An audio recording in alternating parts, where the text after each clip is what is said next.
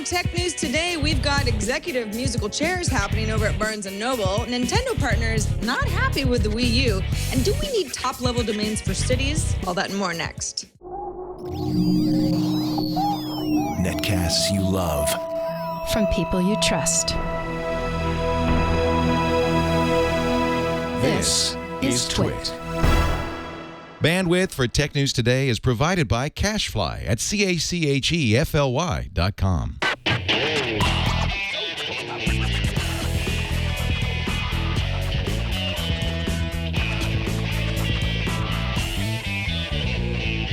This is Tech News Today for Tuesday, July 9th, 2013. Tech News Today is brought to you by GoToMeeting with HD Faces by Citrix, the powerful, simple way to meet and collaborate with colleagues and clients from anywhere. You can share the same screen, see each other face-to-face with HD video conferencing, even from an iPad. Sign up for your 30-day free trial today. Visit GoToMeeting.com, click on the Try It Free button, and use the promo code TNT. And by Gazelle, the fast and simple way to sell your used gadgets. Find out what your used Samsung Galaxy, iPhone, and other smartphones are worth at Gazelle.com. And by ProXPN, a virtual private network that allows you to use the internet the way it should be, anonymously and without oversight. For 20% off your new account, go to proxpn.com/twit and use the code TNT. Welcome to Tech News Today. I'm Sarah Lane Rocks. I'm Ayaz. I'm Raygun01. And those are our chat room aliases.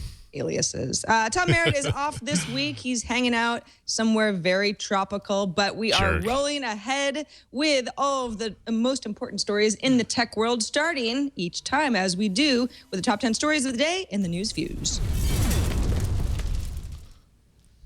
We mentioned last week that Blue Box Security had discovered a vulnerability in Android's security model that could allow attackers to convert up to 99% of apps into Trojan malware. Google now tells ZDNet the hole has been patched and it's been released to OEMs. Blue Box Security CTO Jeff Forrestal had said this master key vulnerability has been around since at least the release of Android 1.6 and could affect any Android phone released in the last 4 years, nearly 900 million devices. All Things D says the rumored Microsoft managerial mix-up will become official this Thursday. Insiders say the goal is to create something called functional coherence at Microsoft, and that Steve Ballmer has been taking advice from CEO of Ford, Alan Mulally, to set up the new Microsoft. The reports say Microsoft will be divided up by services and devices. Barnes & Noble has announced that CEO William Lynch has resigned effective immediately, and the company continues to review its current strategic plan. Lynch will be replaced by Michael P. Huseby, who had been the CFO. It is now Chief Executive Officer of Nook Media LLC and President of Barnes & Noble. Max J. Roberts, Chief Executive Officer of Barnes & Noble College, will continue to lead education, reporting to Huseby. Huseby and Mitchell Kipper, Chief Executive Officer of the Barnes & Noble Retail Group, will report directly to Leonard Riggio, Executive Chairman of Barnes & Noble. So yes, a reorg sounds like a great idea. Who but Huseby to lead Barnes & Noble? The Justice Department says the U.S. government is under no obligation to publish decisions made by the FISA court. The move is in response to a June lawsuit filed by the ACLU challenging the secret nature of the FISA court and its decisions. The Justice Department rejects the ACLU's First Amendment argument and also says the ACLU has no standing to bring a lawsuit. DirecTV has made an official bid for the online video service Hulu. Time Warner Cable, meanwhile, offered to acquire a stake in the company, say people with knowledge of the situation. Both suitors met a July 5th deadline for binding proposals set by Hulu's board, said the anonymous people. The terms of the offers aren't yet known. Hulu is currently owned by Walt Disney, 20th Century Fox, and Comcast. BGR says it has details about the next generation of Kindle Fire tablets. Every one of the tablets will see higher resolutions. The 7-inch Kindle Fire will get a 1280 by 800 display. The smaller HD tablet will get a 1900 by 1200 display, while the largest Kindle Fire HD will pack a 2560 by 1600 display into an 8.9-inch screen. The HD tablets will also get a redesign described as chiseled, with changes to the button layout to avoid all that accidental inputting. After long debates, the French government has finally backtracked on the law which allowed errant subscribers to be disconnected from the internet when you do something wrong. This morning, a decision was published which removed the possibility for file sharers to have their connections cut for copyright infringement. Instead, these rights holders will now be subjected to a system of automated fines, those caught by rights holders, rather. The so-called graduated response to the file sharing issue has, for a long time, been backed by the mainstream music and movie industries. The owners of Backflip Studios must be doing backflips because Hasbro just paid the company $112 million in cash to take a 70% stake in the company. They make mobile games like Paper Toss and Ninjump. The company will continue to make games under their own titles and also be making games with Hasbro brands like My Little Pony and Transformers. No word if they'll combine titles with something like Paper Pony or Transformer Toss. More than meets the eye. Nokia is dropping plans to market a tablet running the lighter version of Microsoft Windows, otherwise known as RT. Earlier this year, reports said that Nokia was working on 2 different tablet designs, one running full Windows 8, one running Windows RT. The Windows 8 project is supposedly still underway, though the issue with RT is that, of course, it can't run applications made for anything besides RT, like the full version of Windows 8. A version of Microsoft Office Suite is included on RT devices, though, as standard equipment. It only took Sprint 300 years, but it finally owns 100% of Clearwire. Sprint's offer of $5 per share was accepted, and the transaction closed today. The deal should help Sprint use Clearwire Spectrum to build out its LTE network. This episode of Tech News Today is brought to you by our friends at Citrix, who make GoToMeeting, which is really, really essential in this day and age where we can't all be in one place. If you're trying to run a business, you need to meet with your team regularly. You need to have meetings. You need to brainstorm. You certainly need to meet with clients, discuss plans, share ideas. But that can be impossible. Sometimes you're spread out all over the world. Sometimes people are traveling. During the summer, nobody's really in one place. That's why we love GoToMeeting by Citrix, a powerfully simple way to meet and collaborate online. GoToMeeting with HD Faces gives your team the ability just to share the same screen. Let's all look at the same thing. Let's make sure we're all on the same page here. You can turn on your webcam, you can meet face-to-face, and basically it's like you're in the same room. You're making eye contact, you're looking at each other. It's very, very important. It's easy to launch or join a meeting from anywhere using just your computer or your smartphone or your tablet. You can even present some sort of a new idea to your team from your iPad. Try GoToMeeting free for 30 days. We got a special offer too. Visit GoToMeeting.com, click the Try It Free button. If you use the promo code TNT, you get those 30 days free. See if your team benefits from something like this. If you're putting together some sort of a long, email thread and trying to get things done that way, can't do it. Got to use GoToMeeting with HD Faces. Remember, use that promo code TNT to try GoToMeeting free for 30 days. GoToMeeting, meeting is believing. All right, joining us now to talk about the biggest stories of the day is none other than Mr. Scott Johnson. Hello, Scott. Hey, Sarah. Hey, Jason. Thanks for having me back, With your guys. news hat on today? It's been too long. Yeah, this is my thinking cap. I'm ready to talk about tech.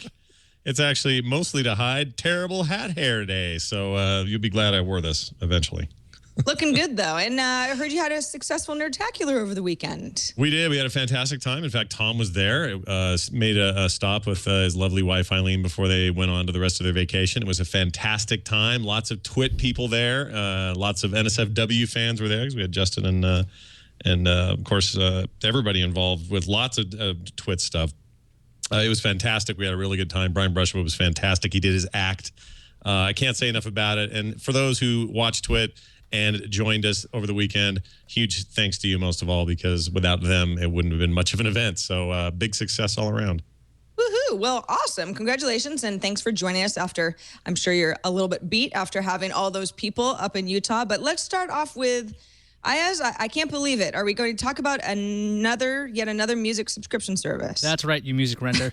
CNET reports that Jimmy Iovine has been in talks with AT&T of all places and major music labels to bundle Beats Music and their new service called Daisy with AT&T data plans. So CNET speculates you get a free trial, and they hope that you get subscribers as you try it out. In the negotiations right now is how much free music you'll get and who is going to eat the costs of the music. Now, Beats bought Mog a while ago, a music subscription service, if you're not familiar with it, and Iovine said that he plans to combine Mog with Beats to create Daisy. And Daisy is supposed to be powered by a mix of algorithms and humans. They're supposed to curate the music, supposed to be an experience that you just never had before. And I didn't know this. Trent Reznor of Nine Inch Nails is the music service's chief creative officer. So we've got Jimmy Iovine, Trent Reznor, Mog, and potentially AT&T working together. Scott, can this service compete with all the other giants? There's Google, there's Apple, there's Rdio, there's Spotify, and there's everybody else. Well, it's interesting. It feels like this approach is more about look who we have on board and less about here, look at the great music we have, or here are the many artists we have, or this is as much back catalog as we have. The focus seems to be on we have Reznor at the helm, which is kind of a big deal. At least it sounds that way to me on the surface of it. When you have important people running a thing and they go out of their way to say, well, this isn't just a computer trying to determine what your tastes are based on music you've played or searches you've made. We're also going to let real people help curate your playlist. It feels like the effort here is more about people and kind of a reversal of the automated music services we're getting now. I think what's more interesting is that if AT&T is involved, I'm utterly fascinated at this stage of the game when it comes to smartphones and portable music, because there are so many companies with their hands in multiple parts of the cookie jar. So AT&T is probably powering a lot of people's data, which will get the streaming music in the first place, the actual data plan core to the phone. Now they may be powering the actual streaming service for the music behind that. So they're kind of double dipping in a way. That's what's fascinating to me, is the lines start to blur about who is providing what to whom. Whether or not they can compete with the big guys who already have their services out there is yet to be seen. Spotify still seems like a beast to deal with, and others are certainly growing. But this approach is interesting. It's definitely different. You don't hear this from the other guys. This is more about who's behind this and less about what it is. I think people just expect it to be another music service. If you can make a bigger deal about the people behind it, maybe you've got success on your hands. Yeah, especially when this is just for presumably people who have AT&T data plans. So that's some of us, not all of us. Certainly, it's like, yeah, you put together something that's free and then you hope people pay more. That is a strategy that's working out, with some success anyway, with other subscription services. Spotify is the biggest of them all. But I wonder, what does that mean about Mog? Does that mean that Mog just becomes something that you get bundled into some sort of an AT&T deal, and maybe you pay more for it if you want better access, mobile access on the go? Is it continued to be called Mog? And where does Trent Reznor come into this? I'm a big Nine Inch Nails fan, and I'm certainly a big Trent Reznor fan, but a chief creative officer sounds to me like, a figurehead that's not really doing anything. What is Trent Reznor actually doing besides providing original music, hopefully on the regular? There's only so much creativity you can use to architect a music subscription service, because you can't go too off the rails or else it's not going to work strategically. I don't know. Doesn't it feel like a little bit like, and I can't remember who came out on stage. Was it not Beyonce? Alicia or Keys? Jennifer Lopez. It's Jennifer Lopez is what I'm thinking of. Or somebody like that. Anyway, somebody's like Windows Phone chief creative officer or something, and they're like some musical artist, and I forget who it is, and it's great. Scott's I understand what it is, but it's just it's a stage thing. That's all that is, and probably that's all this is. It probably gives a little bit more creed or credence to those who are into, who are a little bit more savvy in the tech world, because they look at Trent Reznor and go, all right, that guy was a pioneer. He did some amazing stuff. Wouldn't it be cool if that guy stepped in and did more amazing stuff, at least on this level? I don't know why his name, for me anyway, means more in this story, because it kind of does.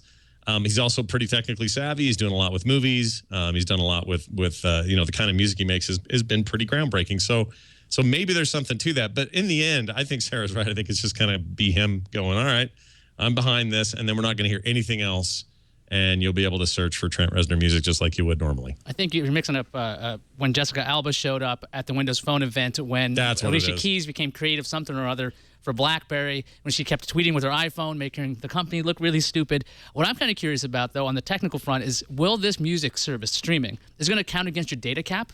Because if it's part of your data plan, it shouldn't, or you just get more data when you're buying the service. I'm just kind of curious how that's going to be different, because AT&T does have caps, unless you're grandfathered in for those unlimited ones, which are almost dead. Yeah, I still have one, but I've already been throttled 3 or 4 times. If this is counted against that same data, then forget this whole thing. Like none of this means anything for me as a grandfathered user, where I am constantly looking for loopholes to truly get my grandfathered plan for all that it's still worth. For people who already have capped plans, that's just a kick in the butt. If you're going to add that onto that and say, well, this isn't included, you're going to pay for this data. Forget it. If it's on top of it and it's a thing you can just count on and say, well, I have AT&T, I'm a loyal customer, and I get stream music now in addition to whatever I'm using for data, that seems like a pretty good deal for a lot of users. Yeah, well, we'll see. But good deals don't usually go hand in hand with these sorts of data plans. All right, let's move on to something we talk about quite a bit on TNT, and that's safely driving and navigation and what the future of our in-car dashboards look like.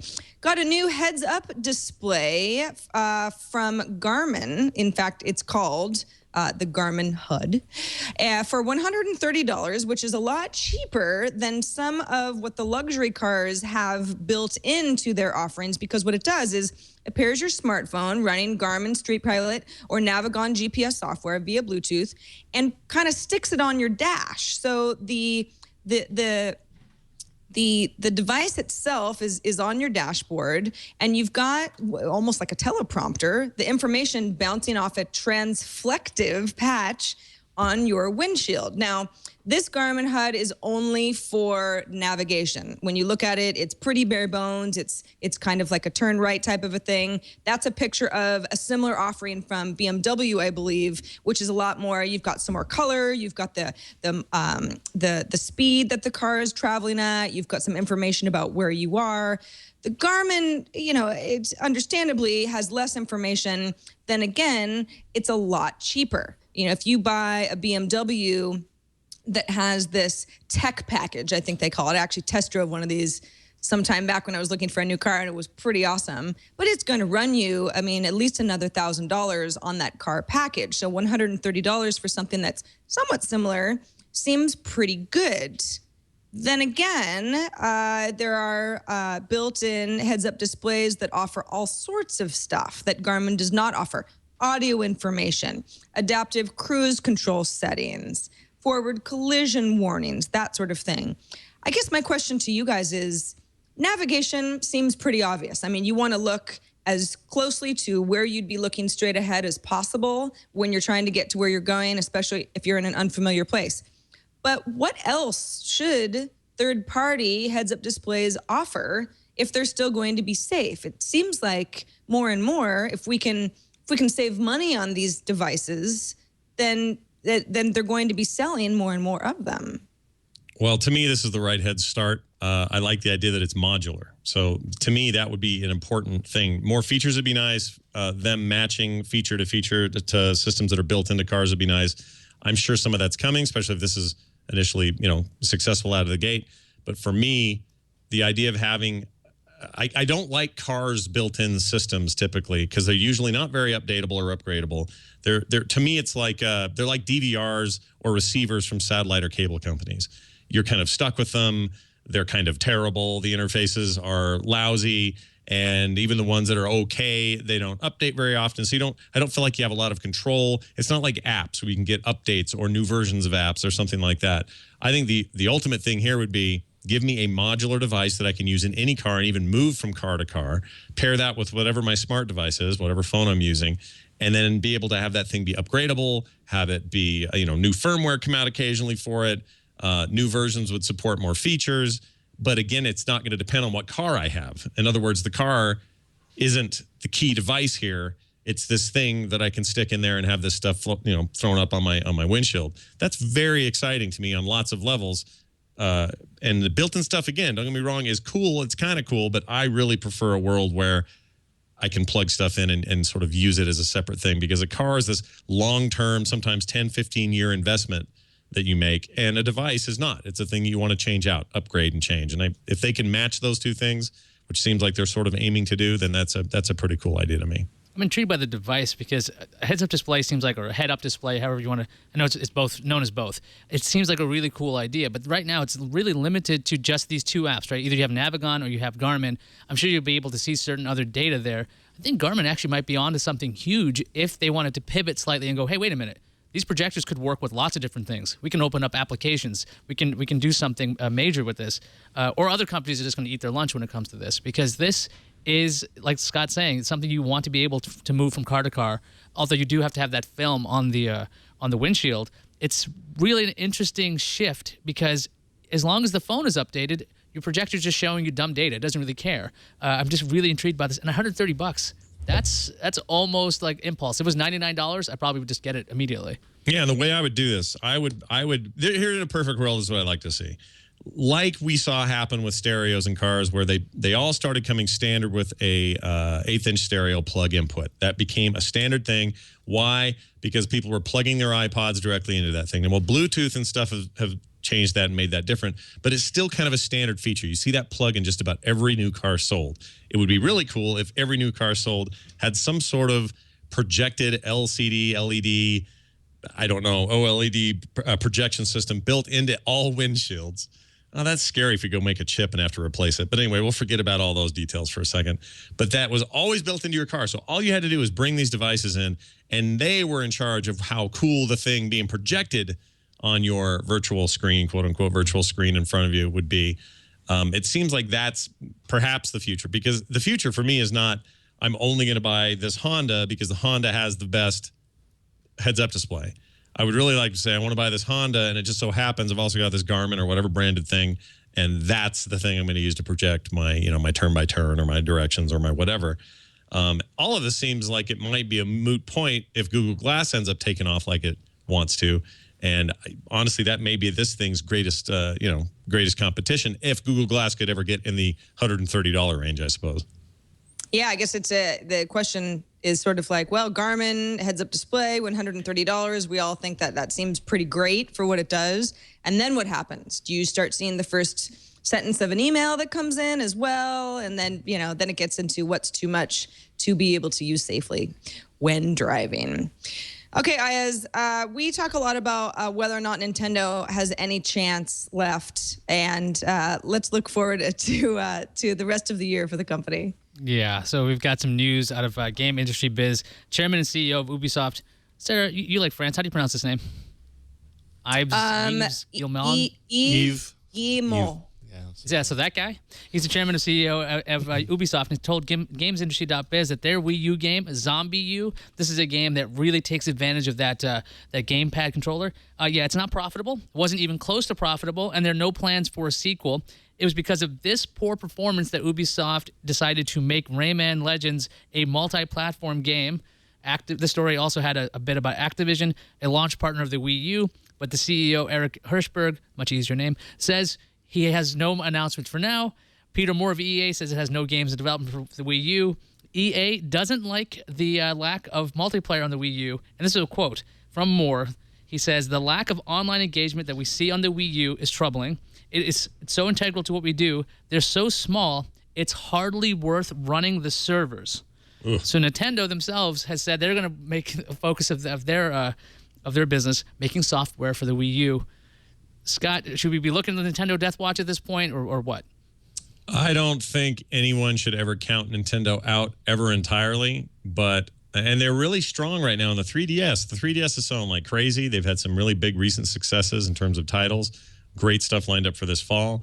They've got their portable game on, and they're doing really well. That thing is selling like hotcakes. So it's weird that they're being so strong there and having such a struggle in the console market. And I say that, but I also know all the weaknesses with what the Wii U's running into, and I understand why it's underperforming. And Peter Moore's right. The lack of a robust multiplayer environment on the Wii U would keep a company like them out, because so much of what they do is multiplayer focused. I don't know that I would count them out, though. I am sad to hear about Zombie U. That was a fairly innovative title. They were doing some pretty neat stuff with it. And anybody who really gave that thing some time knows that it was kind of a special game for a device that was pretty well utilized for the kinds of gameplay mechanics they threw in there. So that's all very sad. And I understand the Rayman thing, and this all makes sense to me. But counting Nintendo out has always been a dangerous proposition. They tend to come back, and they tend to come back strong and do things people don't expect. Now, do they have too many more of those in them? Do they have another Wii in 2006 sort of moment coming? I don't know. My personal opinion is that they will probably settle into some decent success with their own first-party titles, which is why really anybody buys Nintendo products anyway. What they do first-party is some of the best gaming experiences in the history of the world, and they'll bring some of that to the Wii U. They'll do okay this generation with those things. But I think next time around, and it seems like a long ways off right now, maybe less time for them. Maybe they'll have to make a decision sooner. But I think they get back to their roots. I think there'll come a day, this is my own prediction, but there'll come a day where they go head-to-head with Sony and Microsoft with more expensive hardware, with cutting-edge stuff that isn't a generation behind in terms of hardware or capabilities, and they'll compete straight up again just on the level of, who has the best lineup, who has the best exclusives, and kind of play in that sandbox again that they used to own. It's been too long. They've tried too many gimmicks since. Gamers just aren't buying it, and it's sad. As a Nintendo fan, as someone who really enjoys what those guys make, it makes me sad. The only other alternative for them, and a lot of people always think this is going to happen, and maybe it will, maybe it won't, but if they went all full-on third-party, they just pull a Sega, and they just get out of the hardware business altogether, and they publish their games on multiple platforms, I think they'd be the most successful third-party software developer in the history of the world. But they are so stubborn about that, and I just don't see them ever doing it. But yeah, sad days for Nintendo. Great days if you're a handheld lover, though. That 3DS is rocking it.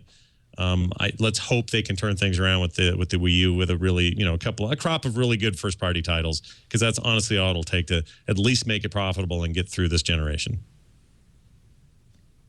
I don't know. I mean, maybe Nintendo just needed different launch partners.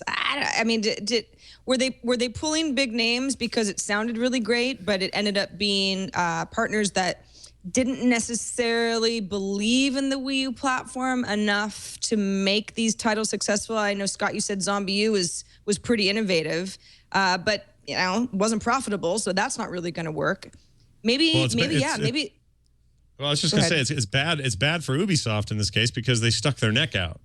Yeah. I mean, these names, all these names we've given, these are usually givens, no matter the generation and no matter the platform. When you talk about EA, you talk about Activision, you talk about Ubisoft, they are multi-platform games. They benefit from having their stuff on everything. And they don't stop here. They go mobile, they go iOS, they go Android, they go PC, they go everything. And they seem like givens. This isn't some weird thing where we're like, well, I wonder why 2K isn't publishing here, or we don't know why some other small publisher isn't on this list. Well, it's because these are the big three. These guys run the industry to a very large degree. And so when you can't get any of those three saying too much positive things about your new platform, that is really, really bad, because these are the givens. These are the ones you just expect to be there no matter what device you put out.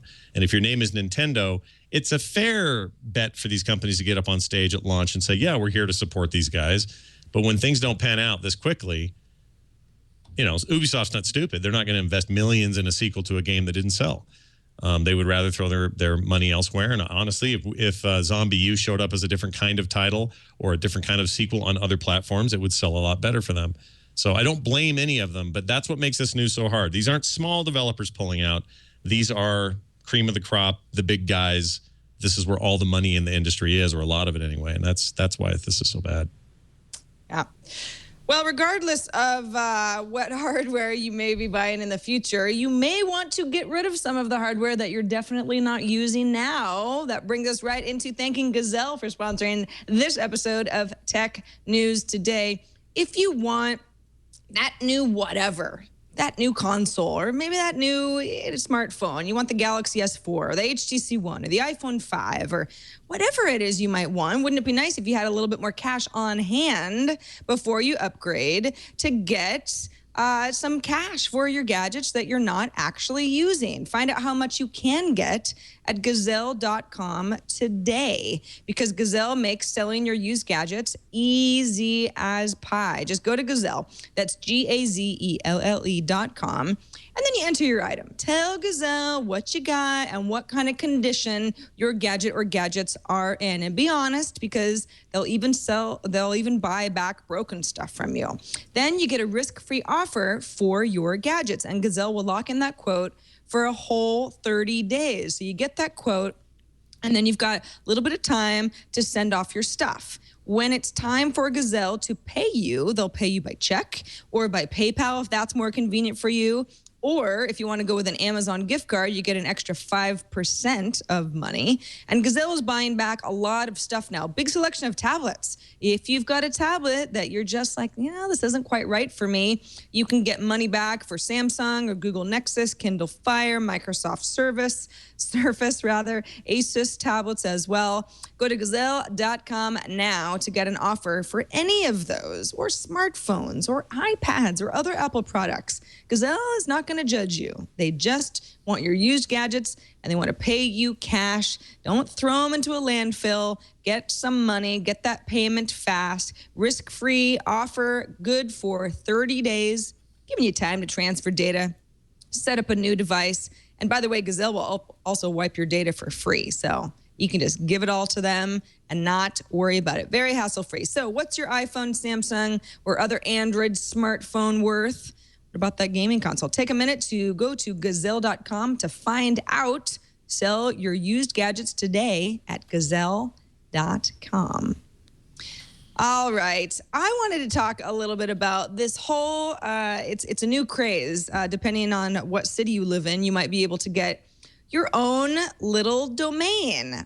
There's some news today that URL registry GoDaddy has started auctioning a bunch of entertainment-themed internet addresses ending in .la, as in, LA, Los Angeles, Hollywood. The auction ends July 18th, and what this is an agreement with the country of Laos, or Laos. Some people pronounce it that way. Laos is a very poor country, looking to get some revenue here. So some examples would be comics.la, moviestars.la, producers.la, screenwriter.la. And in, Los Angeles, it could be companies or people. It could also possibly be Louisiana, because LA is the Louisiana the state code, to sign up for a URL that's location specific and not just another .com. This is according to GoDaddy VP of Domains, Richard Maringer. And to further raise money for the country of Laos, about 300 of these prime URLs have been set aside for an auction, including the one for entertainment names that GoDaddy is running. I don't know, guys. I guess at this point, maybe it's because I spend so much time in standalone apps and less time in the web versions of some of the services I like the most, that I think, gosh, do we really care about domains anymore? I mean, I know that top-level domains, there's going to be a big push for new and interesting domains, because we've pretty much used up all the .coms and the .orgs and the .nets. But does location-specific domains appeal to you guys? What do you think, Scott? Well, I know there's been a lot of talk about the NYC ones. It'd be interesting if we had SLC stuff for, points of interest here in Salt Lake City. That could be kind of interesting for some companies, I'm sure. Or even, I don't know, government might be interested in using some of it for local attractions or for, some of the sites you'd want to go see around here. If you want to go to Lake Powell, if you got lakepowell.utah or .ut or something. I mean, I could see how these things would be interesting to people. And I'm guessing all these you mentioned, this top level stuff, they're going to go for big money and people are going to buy them and they're going to end up in the hands of big shots in LA. I totally get it. The weirder part for me is not so much that, hey, we got a new domain we can buy and these are going to sell. That's not weird to me. What's weird to me is that it's all just money for a country. I get it. I think it's cool that they're going to get, poor countries and people who need it are going to get money for it. But it seems like an odd thing to auction off. It's a weird thing to tie to a charity. I guess if these URLs go for tons of money and people are paying millions of dollars for studios.la or casting.la, then this was all worth it, and it makes sense to me. But it does feel like I don't know, for whatever reason, it seems like a weird disconnect. And I don't know what precedent that sets. So we just keep doing that for countries and places that need it. Does that become just kind of a normal thing? I don't know. But I am I don't know, I've been kind of domain burned out for quite a while now. And it feels like, long gone are the 4-letter domains. I own a couple of 4-letter domains, and I don't even know how that was even possible when I got them. And now that stuff is just, it's long history. So if people need the domains, great. I think the charity tiny is just a little bit weird, but more power to them, I suppose. Wherever you get the money, it's money and it'll help. It just seems like a little bit of a weird disconnect to me that these are tied together. Wasn't .tv like Tuvalu and .me some other country? I can't remember. Mm-hmm. So that seems like it's a smart business to do as a country. I guess I'm more interested, maybe because I'm from New York, about the .nyc domain, because then you can actually have an official register, not register, like a directory to find things a lot easier. Because like Scott's saying, some of the 4-letter domains are impossible to get. If you can have like info.nyc and things like that the city controls, you would have a definitive instructions or directions for things, and it gets a lot more official. Sometimes you do a search for something and you don't find the right place to go to, and the government websites generally are just kind of hideous. So you have to go like to ny.gov.us or something strange like that to find a state website to have this kind of thing, even though it's city-based. I think that might be good for towns in the long run.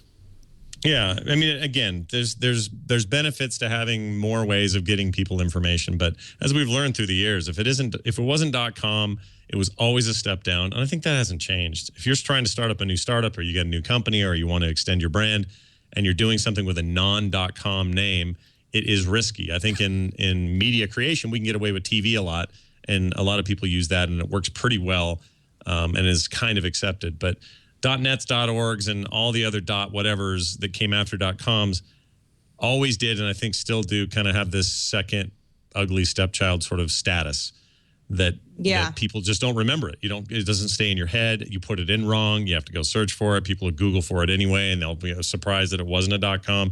Like, there are issues with that, and I think this just creates more of that. But again, the charity angle, as weird as it is, maybe none of this matters, and that's all worth it. I think people are going to buy these up and never use them. That's what I think. I think you're going to have studios buy them and squat them. I don't think they're going to get much use for most of those LA names if I was to put money on it. Yeah, I think it seems like we're still in an age where, maybe a service that has a web presence. Remember Instagram was Instagram.am until they figured out how to get Instagram.com, which is where everybody was going anyway. It seems like it's sort of a stopgap measure. Like, let's figure out our clever name. If we really hit it big, we'll have enough money to buy that domain we wanted in the first place, because that's where everybody's been trained to go for, the last 20 years.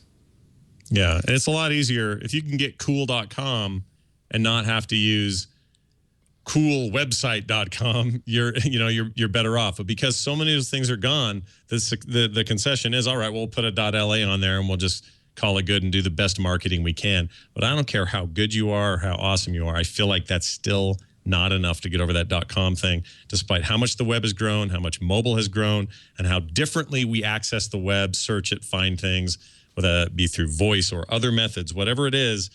Despite all of that .com stigma still shrouds the whole thing, and it's an odd little piece of collective psychology that one day will probably make sense to us.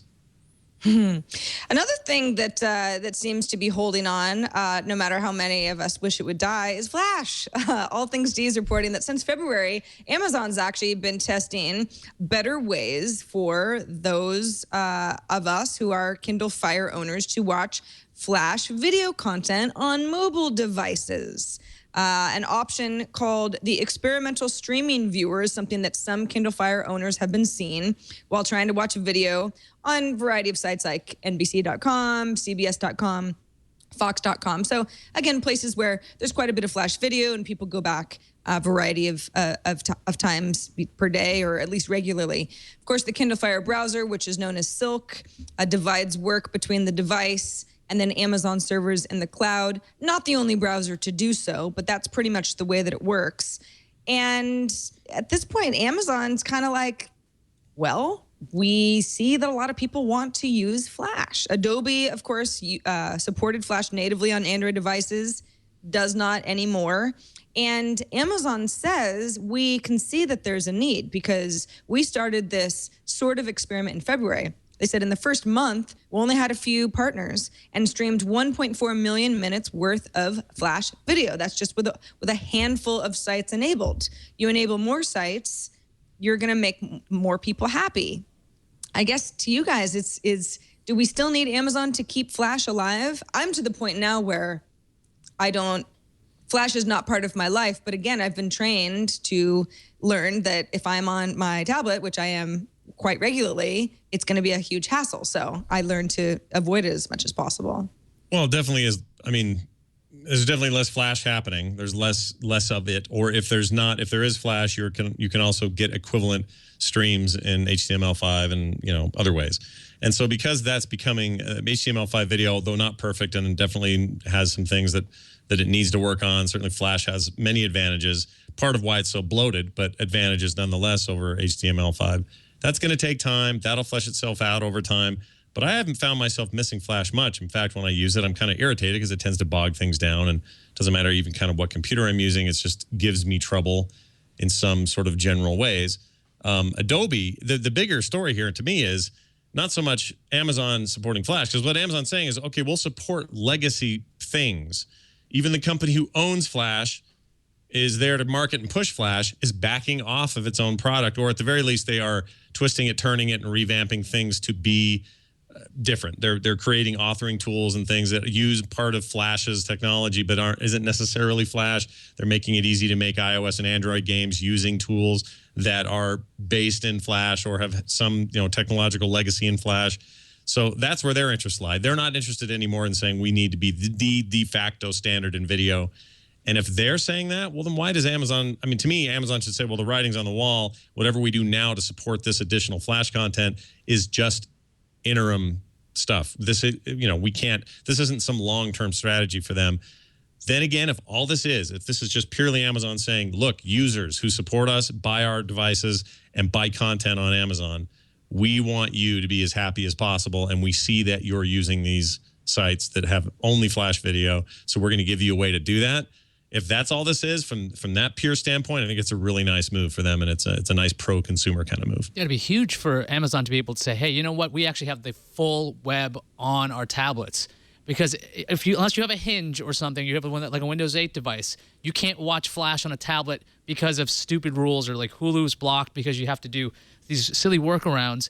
If Amazon could say, hey, look, our tablets can watch anything. You get every piece of the web, including those horrible, horrible restaurant sites that are all Flash. You get to have these kinds of things with a device that hopefully isn't blocked by every manufacturer, though. Content company. We saw that happen with Google Chrome with their Google TV. Once that browser was seen in the wild, like ABC.com, NBC.com, everybody blocked it, so nobody was able to watch it. So if they're going to have Flash, hopefully it'll work on everything. Yeah, and plus Google. Google has chat room's talking about YouTube and how it's single-handedly keeping Flash alive. But YouTube is viewable on all devices and HTML5 viewers and everything else. They're doing a lot of sort of dual purposing going on right now. And it wouldn't surprise me at some point if they saw the writing on the wall and said, all right, we're gonna start slowing down Flash support. Right now they're just doing legacy support with that. I'm not ready to call Flash entirely dead. There's a lot of stuff going on with gaming and a lot of stuff happening outside of video that still makes Flash an important thing.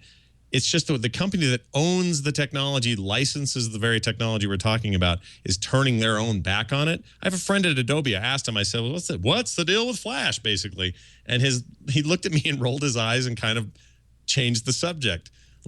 They are frustrated with it too. And if that's true, then I don't know why we all think that there's this huge, bright future for a technology that the company that owns it is not interested in supporting at some point. So it's a slow transition. No doubt about it. Imagine if we all moved from HTML as our core web serving technology to some totally different thing. Imagine how long it would take for that. Imagine how long we'd have to be dual purposing content to both old and new to make that work. That is a very long, drawn out process. And if we don't think Flash is not one of those processes, we are smoking the crack, because it's going to take a long, long time. So, hey, good on Amazon for supporting it in the short run so that people who want to get the stuff can get it, because there's a device that will allow them to do that. Well, this isn't the only Amazon news actually in the show. Ayaz and I decided to do a whole Amazon big mini block. Yeah, that. I was gonna make a Kindle. It just wasn't a funny joke. But what else is Amazon working on? We got comics. We got new Kindle Fires. Yeah, so we got actual news is that Amazon's launching a comic book imprint called Jet City Comics. It's going to be it's going to have adaptations of already published works by Neil Stephenson and George R.R. Martin. So Amazon's also going to release, get this, print copies of these books as well as digital versions. And BGR also had a bunch of rumors, like I mentioned in the news fuse, about all these new Kindle Fire HDs and Kindle Fires with their higher res displays. Now, back a couple of months ago, Amazon bought Samsung's Color E-Ink company, Scott, with Amazon producing comic books. And having this technology, but no mention of any Color E-Ink device. Are we ever going to get a Color E-Ink Kindle? Please. This is such a great question. I mean, imagine, dude. So I'm a huge comic book nerd. I love it. I have a show on the network called Comic Dorks, which I do with a bunch of friends, and we love comic books. I love movies about comic books. I love documentaries about them, and I love reading comic books.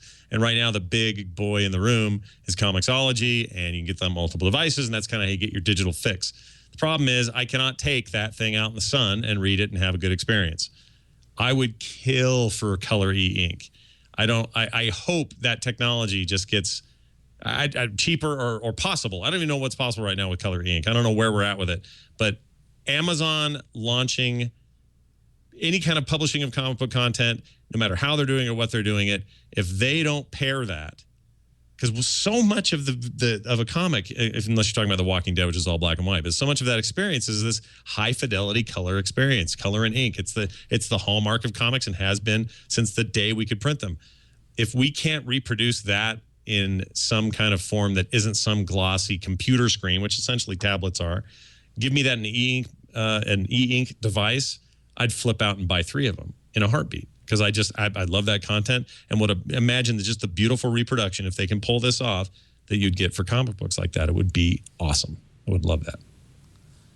All right. Before we get to the calendar, we want to thank ProXPN for being our third and wonderful sponsor of TNT.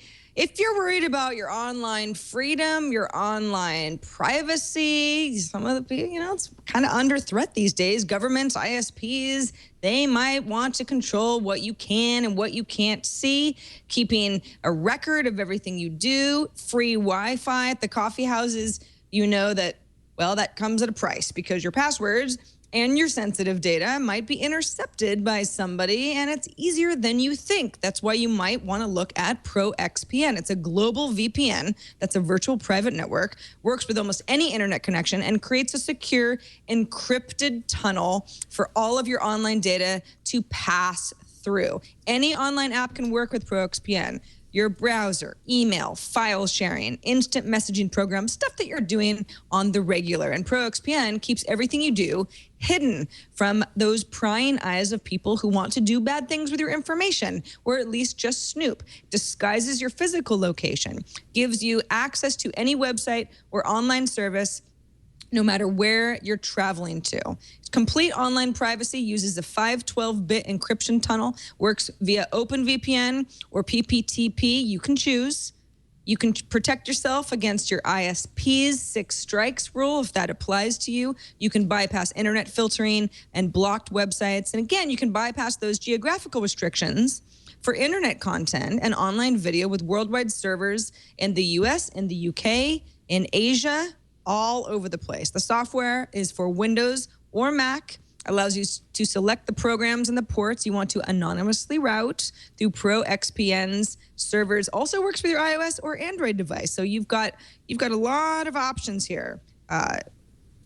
You can use your data plan or corporate Wi-Fi or public Wi-Fi with complete and total privacy. This is the future of browsing online. Go to proxpn.com/twit for more information and also to sign up. Premium accounts are normally $9.95 a month or $74.95 for a year, but we have a special offer for you. Use the code TNT and you'll receive 20% off the lifetime of your account. Not just a month or two, the lifetime of your account. That's less than $5 a month on that yearly plan. It's a really great deal if you value your privacy. And if you're not satisfied, cancel within 7 days for a full refund. Go to proxpn.com/twit and sign up with that code TNT. And thanks to ProXPN for sponsoring this episode of Tech News Today. All right, Ayaz, should we take a look at the calendar? Yes, we shall. So Alta Vista closed today. It's been replaced with a very clean Yahoo search page. There's no such thing as Alta Vista anymore. So sad. Tomorrow on the 10th, Samsung will pull the plug on Boxy's cloud DVR. They bought the company last week and killed the DVR this week. Also tomorrow, T-Mobile's hosting an event in New York City with its boldest moves yet. We still don't know what that is. On July 10th as well. After 9 months, the SoftBank-Sprint merger will be a done deal. And on July 19th, the HTC 8XT, Sprint's first Windows 8 phone, arrives. That's it for the calendar. All right, well, that is it for this episode of TNT. Scott Johnson, as always, thanks for being on the show. It's so great to have you, man. Where can people find what you're up to these days, online and elsewhere? It is a pleasure always to hang out with you guys. Thanks so much. Best place to find me these days is at frogpants.com. There's a lot going on. You'll find links pretty quickly here to all the craziness that happened at Nerdtacular. So many photos and video. We did live streaming of the entire thing and have HD video being processed now. And if you couldn't experience it live, you'll be able to experience it on your hard drive pretty quick. And again, thanks to everybody who helped support that crazy weekend. I'm still sort of coming down from this weird high that we had from that. But for everything else, I'm on Twitter. You can find me at Scott Johnson, and I link to everything. So that's the place to find me. Well, thanks for being here today. Thanks to everybody in our Tech News Today subreddit. technewstoday.reddit.com is where you can go to submit stories that you want to have us talk about on the show, and also vote stories that others have submitted up or down, and take a little control of the TNT lineup every day. Tomorrow, our guest is Ron Richards. In the meantime, you can write us, TNT at twit.tv with feedback. You can give us a call, 260-TNT-SHOW. We'll see everyone tomorrow. Have a good Tuesday.